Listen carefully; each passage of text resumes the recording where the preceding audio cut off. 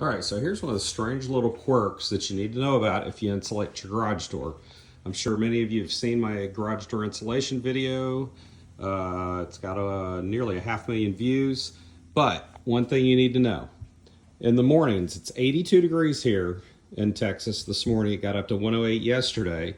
But because this garage door has been closed all night, we're at 97. The garage, it was 98 in here a few minutes ago before, or when I first came out and opened the garage door. Now I decided, I'm gonna do this video, grab my phone, and it's dropped a degree in about 3 or 4 minutes. But one of the things you need to know, in the mornings, go ahead and get your garage door open to let that heat out, because that heat has been trapped in here, and that is right now a 15-degree swing between inside the garage and outside, even with now the garage door open. So we need to get that heat out of here.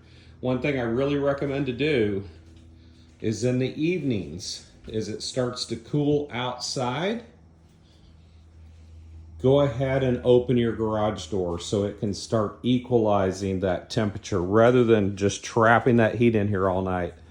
We last had the garage door open last night about 8:30, but if you can keep it longer than that, then you're going to be that much cooler in the morning. But anyway, just a little tip here for those of you wanting to insulate your garage door. This is one of the little quirks that you're going to have to understand, is that you will trap the heat in. So as the temperature outside drops, it's a good idea to go ahead and get that door open, start allowing the temperature inside the garage to drop as well. Just a little tip for the day. Catch you next time right here on Dad's Garage.